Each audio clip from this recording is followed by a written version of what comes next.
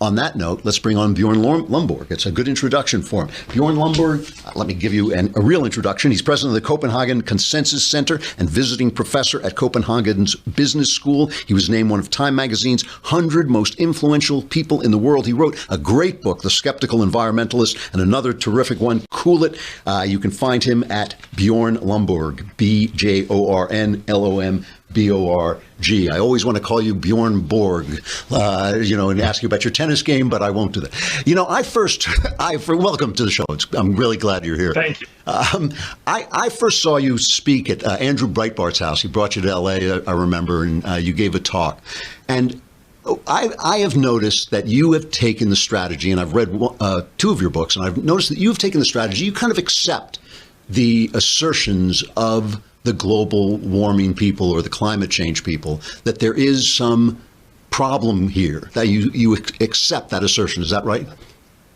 Yes, and I've got to disappoint you a little bit. It's not a strategy. I think, I've known a lot of these people, and definitely I have my disagreements with some of them, certainly with, as we'll probably get into, with some of their comments on the policy side. But these are mostly good researchers, and definitely there is an issue. Humanity has developed for the last, 10,000 years in a very stable climate. And if we see temperatures increase, or if we saw them decrease towards an ice age, both of these would be problematic simply because we built our houses to have the exact temperature and the exact climate as it is right now. That's why, Finland and Greece or Detroit and Miami both live good places. But, if they switched climates, they probably wouldn't. But okay, and I did want to ask you, when I said it's a strategy, that was actually my next question, because even though obviously the climate changes, I mean, the Great Lakes used to be glaciers, the climate always changes.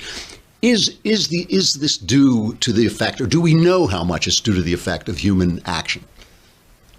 So again, I'm a political scientist, so I'm looking at the social science part. I'm looking at the economics part of this, and so I mostly just I've read a lot of the stuff that they talk about in the science community, and what they tell us is it's between half and 100%, so 50 and 100% of the change that we've seen over the past 50 years that is due to humans. Again, remember, it's very often portrayed as entirely the 100%, but it's also possible it's 50%. So it's a significant part, and it's unlikely that we're not playing our part in this. Okay, fair enough. So that was what I wanted to check in with you, because I've always wondered if it was just a strategy, or you're just saying you will accept the research, you know them, they're not bad guys, you trust what they're saying.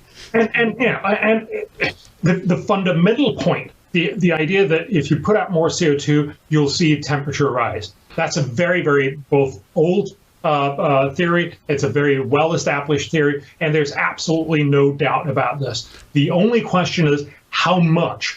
So even very sort of skeptical people, the skeptical scientists will say, sure, temperatures will rise. The real question is how much. And of course, the real question is how much is that then going to affect us? Because we get the sense that temperatures go up a couple of degrees Fahrenheit and humanity is wiped out. And that's just nowhere near true. If you actually look, there's a wonderful study that look at what has Americans done by themselves, and of course Americans have actually moved towards warmer climates over the last 50 years. If you get retired, you don't want to go to North Dakota, right? You want to go to Miami or Florida or New Mexico or California. And so the reality is that while temperatures have risen in the U.S., if you look at the average of what everyone has experienced because of their movement, it's risen much more. So people have actually voted, I'd like some more heat. Now, remember, that's true if you live in Detroit. It may not be so cool if you already live in, Ethiopia or somewhere. Maybe you don't actually want it to get warmer. Oh, okay, so fair enough. But now what we have is this incredible atmosphere of panic that, Al Gore and the whole movement has really generated. Recently, of course, President Trump pulled out of the Paris agreements, and that was the end of the world. The guy was an absolute troglodyte, destroying mankind. You wrote a piece for the Wall Street Journal calling the Paris Accord a charade. I mean, that is that's a pretty harsh word to use on what Barack Obama saving us from extinction.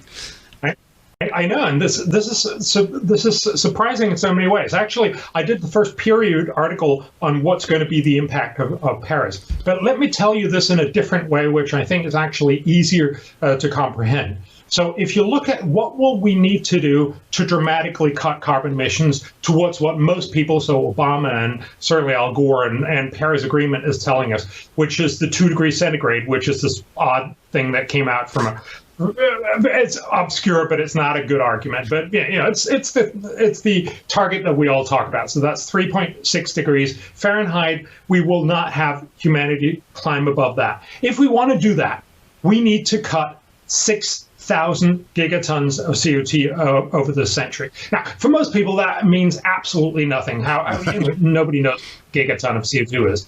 But to give you a sense of proportion, if you look at what the UN tells us, it has established if everyone did everything they promised in Paris from 2016 to 2030, when the last promises run out, we would cut 60 tons of CO2. Wow. Sorry, 60 gigatons. So we are cutting 1% of what we need to achieve. So literally, Paris leaves 99% of the problem still to be solved. So there's no way Paris by itself is the solution, the savior, and hence, of course, Trump pulling out is not going to destroy the planet. At any time, this is only a matter of a fraction of 1%.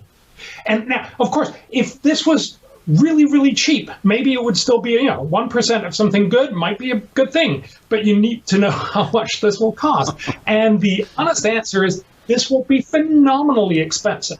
So if you look at the studies, there's been no official study, but there's a lot of studies, peer-reviewed studies, and I've taken the average of all these studies from the Stanford Energy Modeling Forum, which is typically considered the gold standard of these energy economic modeling, and of the Asia modeling experience for China. So if you take the averages of all of those cost estimates to live up to what they have promised in Paris Agreement, the cost will be at least $1 trillion a year and very likely $2 trillion per year. Wow. Every year for the rest of the century, starting in 2030.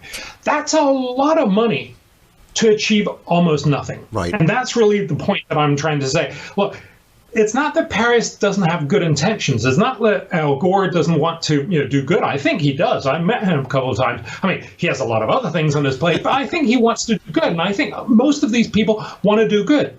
But they're simply trying to do good incredibly inefficiently, incredibly expensively. And that's not a good way. Well, then what would an efficient approach look like?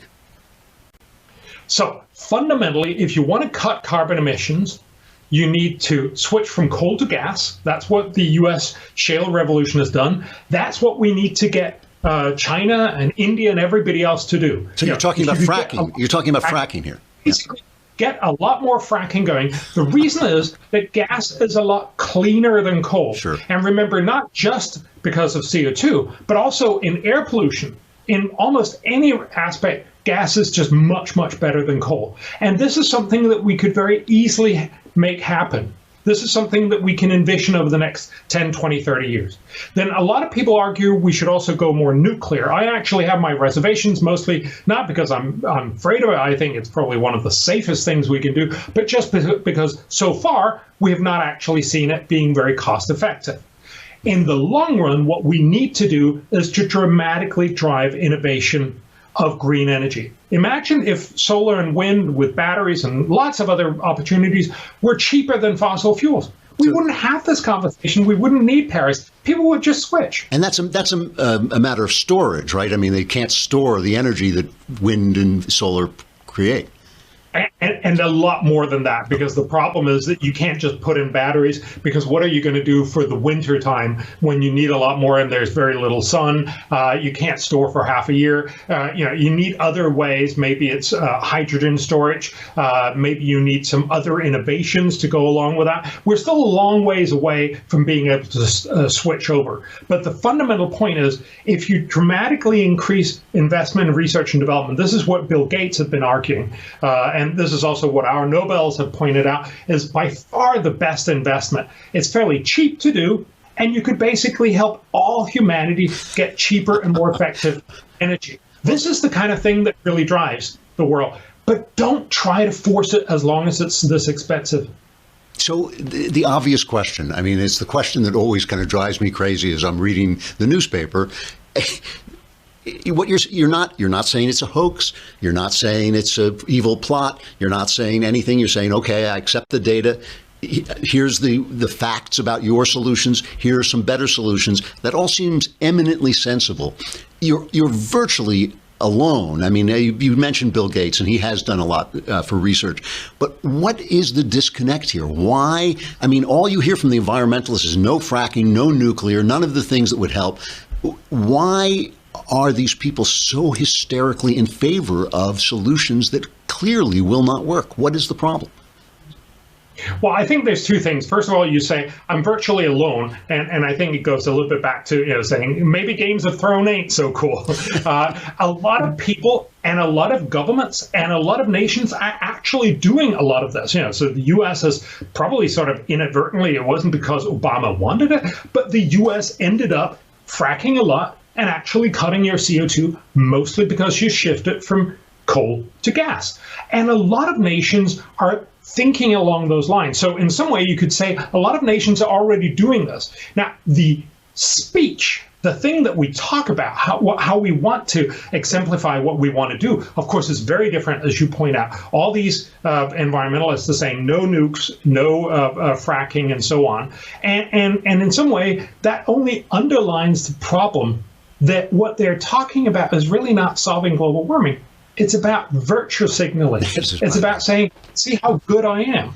And I'm always a little astounded. If you really believe your own rhetoric and say, this is the end of the world, how come you would argue, let's do the same solution that has failed for the last 20 years and that will be phenomenally costly and hence will be very likely to elect leaders like Trump and everyone else to say, no, we don't want to do it. So why would you want to do that? Do you ever speak to environmentalists?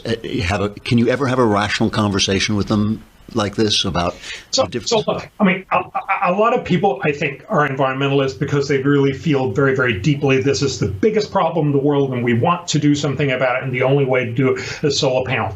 I don't think necessarily there's a good sort of way to connect. I try sometimes, but this is not about convincing Al Gore and the other 5% on the extreme left, and likewise not about convincing the 5% who believe this is a total hoax, but it's about convincing the 90% in the middle who are, quite frankly, more busy having to drive their kids to soccer and all the other stuff, right?